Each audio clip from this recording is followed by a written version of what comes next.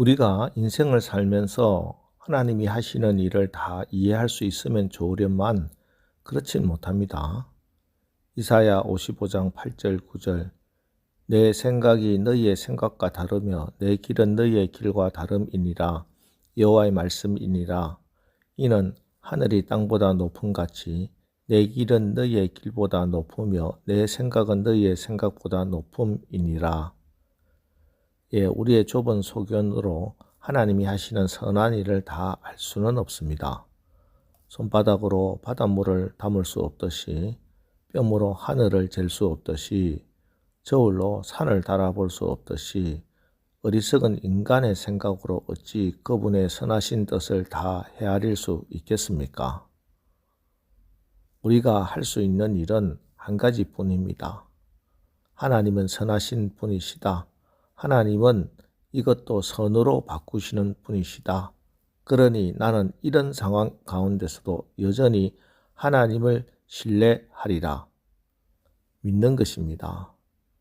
잠시 여러분의 형편이 어렵고 힘들어도 내게 찾아온 기회가 악하고 괴로워도 지금의 상황만 보지 말고 그것을 선으로 바꿔주시는 주님을 신뢰하십시오.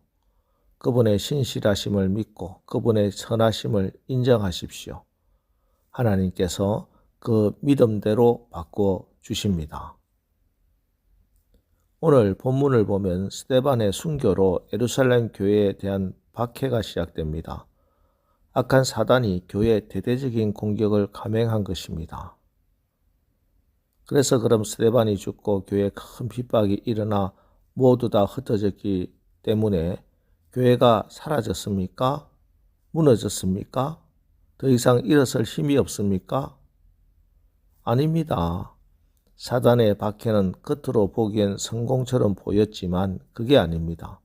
하나님의 나라는 더욱더 큰 확장을 가져왔습니다.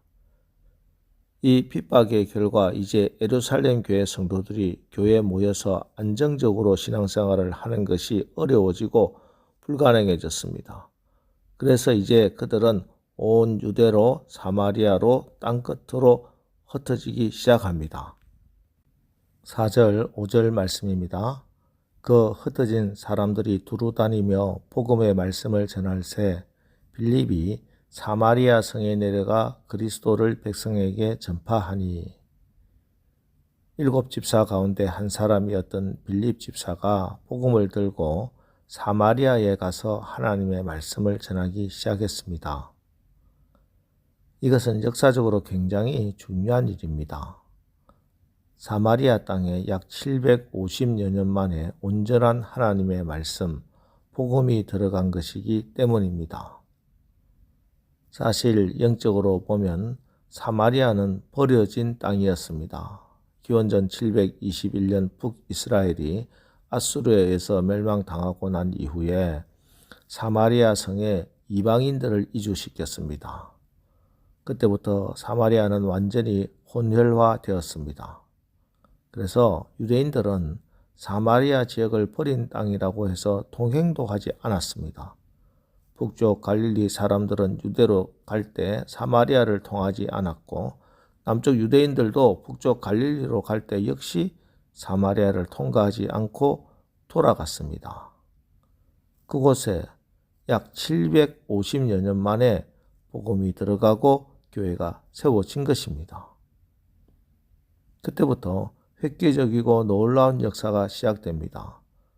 6절로 8절 말씀입니다. 무리가 빌립의 말도 듣고 행하는 표적도 보고 한마음으로 그가 하는 말을 따르더라.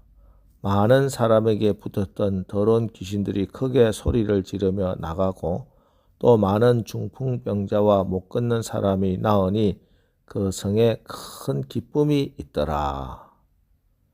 사마리아 성이 변화되었다는 것을 오늘 성경은 그 성에 큰 기쁨이 있더라 하는 말로 한마디로 표현합니다.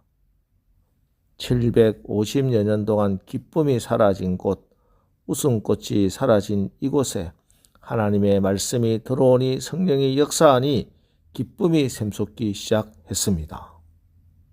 이렇게 사마리아 성에 복음이 전파되었다는 소식이 예루살렘 교회에도 들려왔습니다.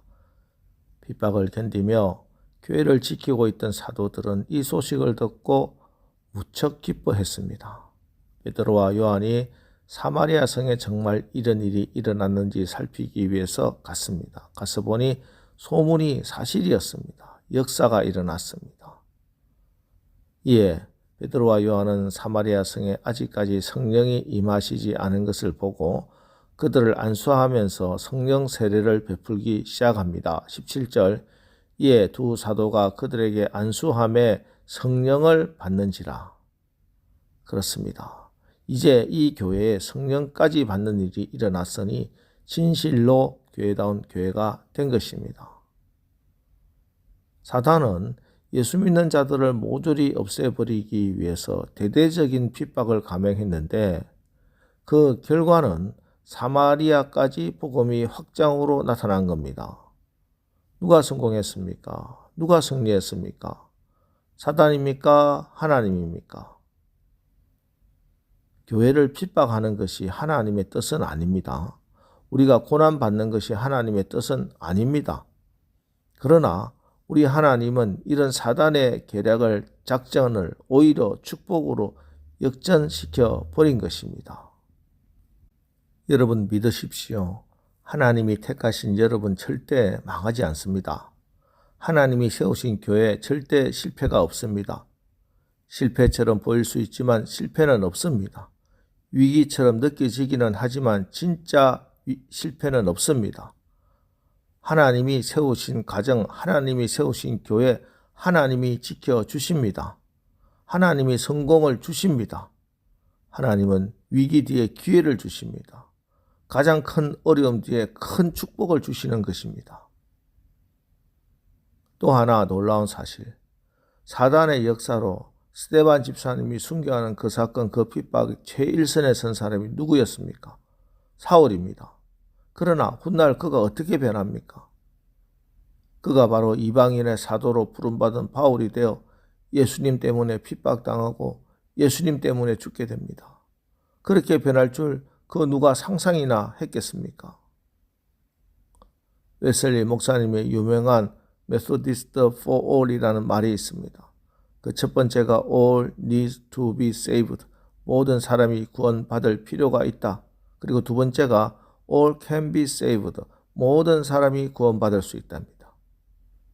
세상의 모든 사람은 구원받을 필요가 있고 이 세상 그 누구도 구원받지 못할 사람은 아무도 없습니다. 제가 제일 좋아하는 성경 구절 중 하나가 요한복음 10장 10절 말씀입니다.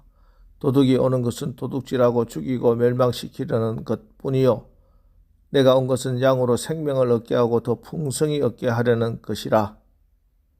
사단이 우리의 건강과 물질과 행복을 도둑질하고 죽이고 멸망시키려고 망쳐놓은 것들을 생명을 얻게 하고 더 풍성히 얻게 하시려고 그 모든 것 완전히 바꾸시고 역전시키시려고 우리 주님이 이 땅에 오셨습니다.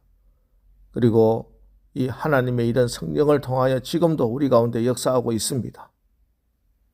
오늘 새벽기도 시간에 이 하나님의 신실하신 약속의 말씀을 믿고 주님을 신뢰하고 그분께 기도해서 역전의 하나님을 경험하고 간증하는 오늘 하루 사시기를 주님의 이름으로 축원합니다.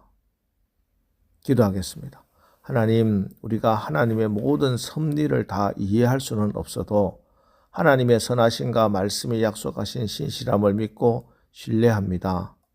사단 마귀는 우리의 심령과 가정에, 사업장에, 교회에 부흥을 막기 위해 모든 수단과 방법 다 동원하나 우리 하나님은 오히려 이런 악한 것들조차 선으로 바꾸시는 분이심을 믿습니다. 잠시 형편이 어렵고 힘들어도 지금 상황만 보지 말고 그것을 선으로 바꿔주시는 하나님을 바라보고 신뢰하게 하옵소서. 우리를 통해 복음이 확장되고 하나님의 나라가 임하는 복된 오늘 하루 살게 하옵소서.